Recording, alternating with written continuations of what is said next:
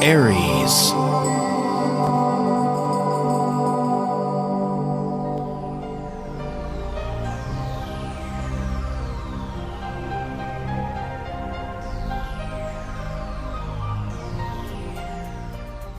Hello, Aries. Happy New Year. And listen, I wanted to do this by video, but I'm changing up camera systems and whatnot. Not too happy with the quality of that old camera. So I promised you to have this done by Thanksgiving. So I am doing a podcast on what we can expect for 2017. Listen, like I normally do at New Year's, we follow the transit of Mars, which shows our actions, our goals, our determination, and what it is we can come to express and fulfill throughout the oncoming year. Now, Mars takes 2 years around the chart once, and throughout the span of 2017, it is going to be moving through 8 signs. Now, the good news about Mars this year is that we have no retrogrades. So it's up and running, it's powerful, it's strong, and we're going to be pushing through a lot of material in the upcoming year as far as Mars is with us. It's not going to slow us down, so pay attention.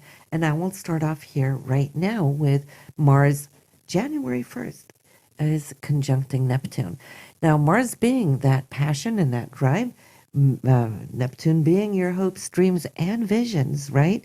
So I can see how you're starting off top of the year with a grand, not just a vision, but a grand vision of what it is you're setting out to do, to accomplish, as if this year is going to be different from any other year. That's how it's going to feel. There's such a sense of idealism that's taking place. They're both in the sign of Pisces, which is allowing you to really creatively also intuit your passion and what it is you want to accomplish. So you're seeing yourself in a great place. It is in your 12th house as the year starts out, and 9 degrees there in Pisces. So starting off in the 12th house, listen in January for your subconscious thoughts, all right? What is trying to surface? And this is where it's going to take you and really prompt you once we get into the end of the month. Mars will move out of this area of your 12th house on January the 29th, all right? 0 degrees into Aries, your first house. Now, this is your ruler, Aries. This is the first house, which has to do with you, your personality, where it is now you're wanting to spread your wings and take off. And so this month, all the way till March 11th, you will have the time to expand the area of your foundation, what is important to you. You might, in this period, come to change your looks, maybe get that haircut, get a tattoo, anything that the Arians want to do. This is the time to do it. Mars is on your side. From the period of March 11th to April 22nd, listen, Mars will be in your second house. This is the period that you want to focus when it comes to your income. This is a time where you can grow, expand, create more income streams, more than one if you so choose. But Mars here is helping you crunch all these numbers to get it all together in your mind, to take certain actions, choices, decisions. This is a fantastic time to dedicate all that energy that's burning within you. Then we have from April 22nd to June 5th, now in your third house for communication.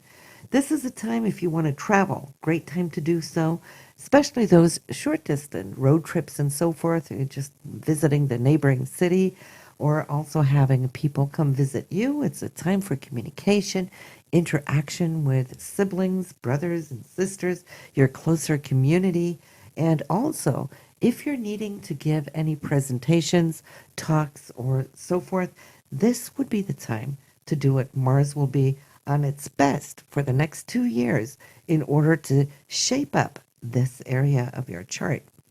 In June, from June 6th, Aries, this is the time that Mars wants to repair, do things at home, take extra care of family, your foundation, your roots, your physical home. Great time to move if you're thinking about moving. Mars will help you get everything packed and unpacked and so forth. It's a time also to focus on your parents. For those of you who still have your parents around, they might need a little bit more help or attention or whatnot, but Mars is definitely helping you to get these things accomplished. Then July 21st, it is fun time, Aries, for you.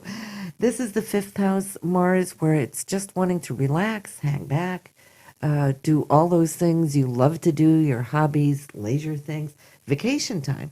This would be the best time of the year for you to take your vacation. Mars will then be in Leo, and so it's doubly fire, which really works to you. It's a sister sign for you. So children, too, by all means, is ruled by this area to spend more time with them.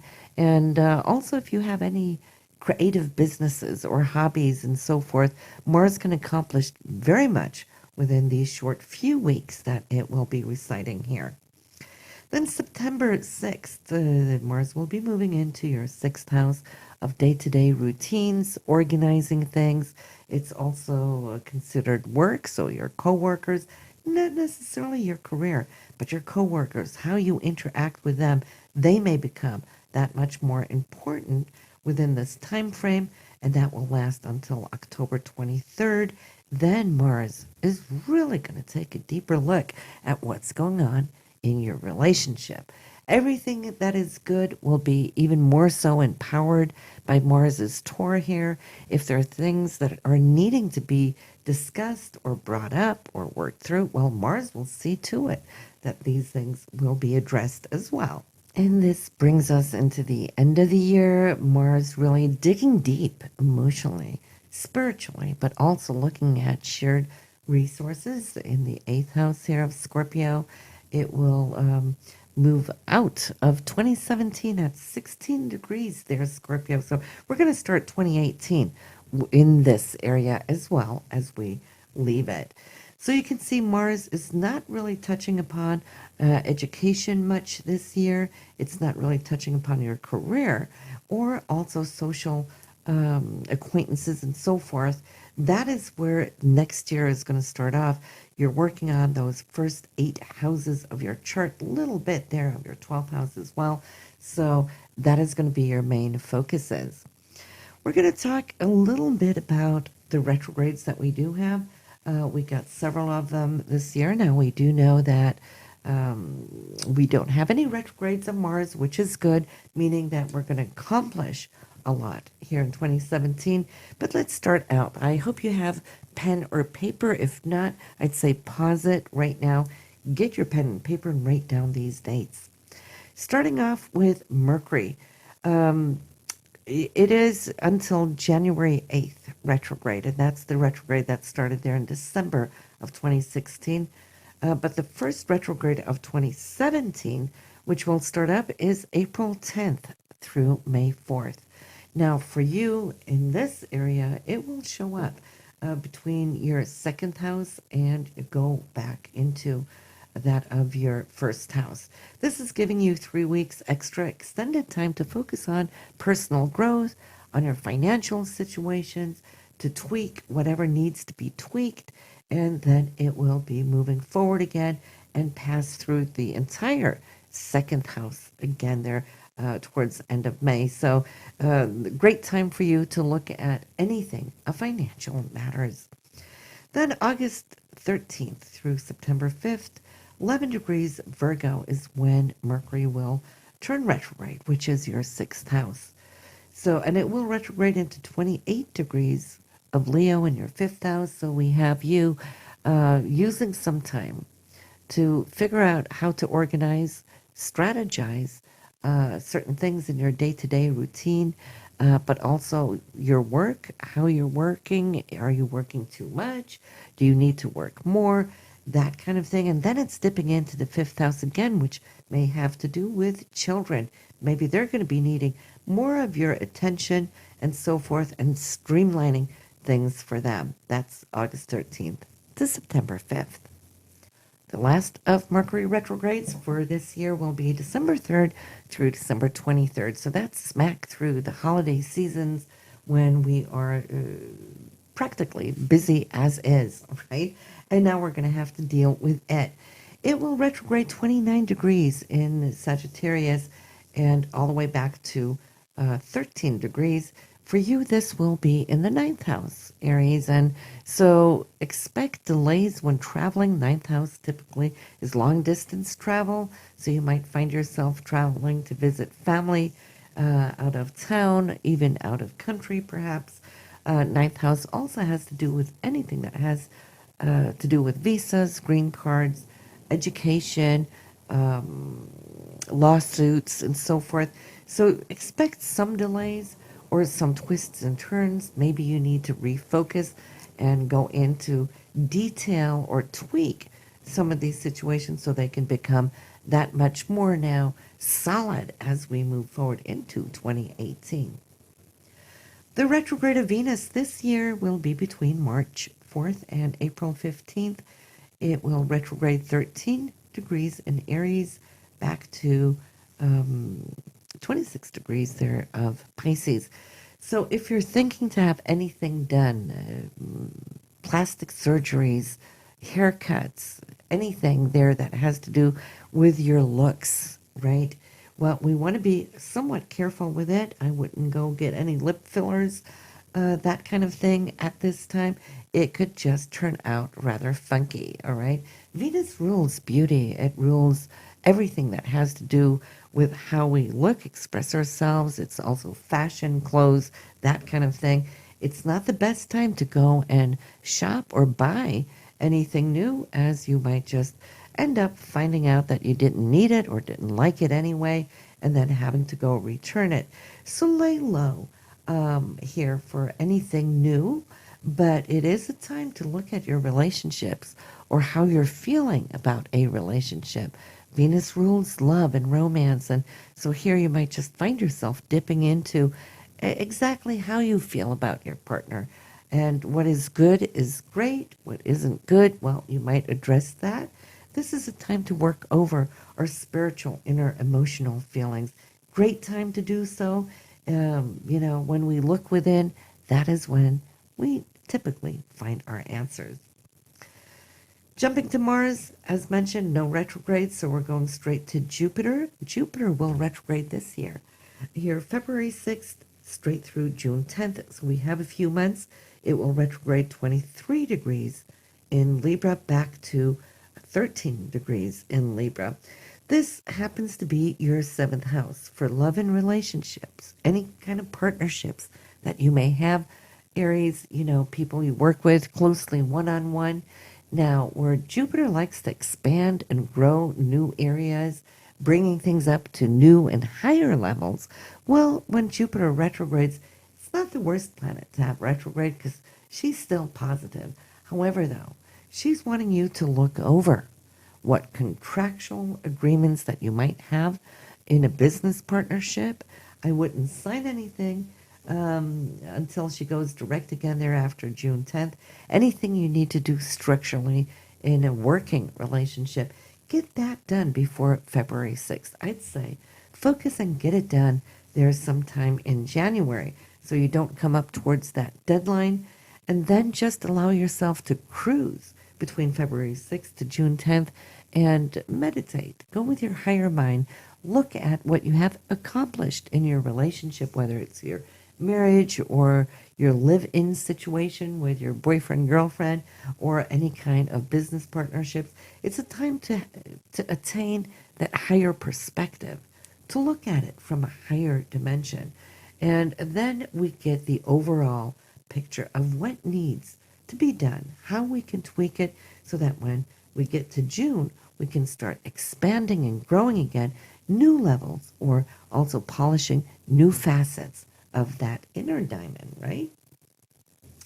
Saturn will retrograde also for a few months, and that is between April 6th to August 26th. This is in the sign of Sagittarius. This is your ninth house.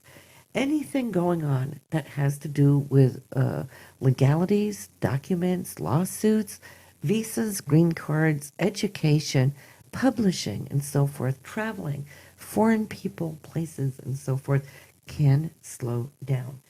We really love when Saturn goes direct. Why? Because he's such a great support to have. He's like this big old good grandfather figure looking out for us, making sure we're getting everything right. You know, he is very much so the taskmaster, keeping our nose to the grindstone so that we can perform. But when he goes retrograde, well, we find ourselves lacking that support, which isn't really a support necessarily outside of ourselves, it's within ourselves. So we might just feel that we're lacking some of that commitment, that stick-to-itness that we normally have. But sometimes it's good. It allows us some time to rest up and not overly focus on the things that we have been working with. But it also gives us a great time to think about what we want to change.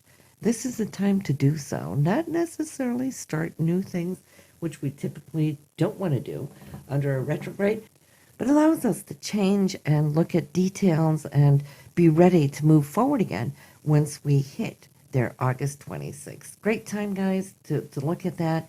And since we're coming into the autumn, some of you might even be thinking about studying, taking on new courses and so forth. Great time for you, in fact, to do just that. Ninth house loves more information. It loves to grow one's consciousness spiritually, too, especially here since it's in the sign of Sagittarius. Uranus, the planet of change, and surprises, and just shifting our perspective on many things. Yes, it will go retrograde August 3rd and straight throughout the year. It will retrograde at 13 degrees in your sign here. And of course, many of you Arians, you've been changing your patterns a lot over these last few years, right? And where things have just been seemingly just moving along super quick, right? And it's going to give you a little break so that you can think where you're heading now and where you're wanting to go from here. That change will come to you that you will be seeing there in 2018.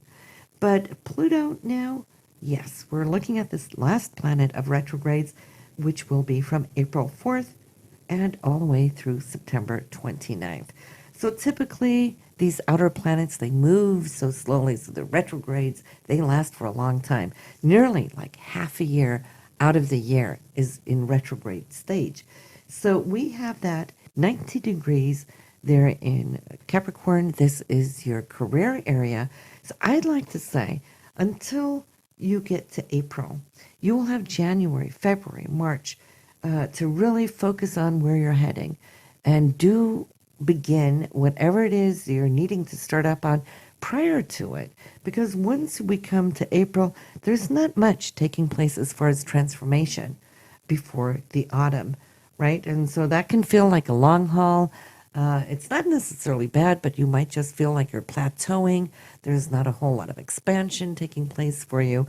So dynamically, you know, with that vision you had here at New Year's, starting up with that grand vision, I'd say go for it. You know, initiate what can be initiated. Because as we also start off the year, we have Mercury and the Sun in your 10th house for career alongside there with Pluto. So definitely January is going to be a career month where you can power through things. We'll talk more about that in the January forecast, but we can see that this is what's setting you up as you start taking off for the overall vision of 2017.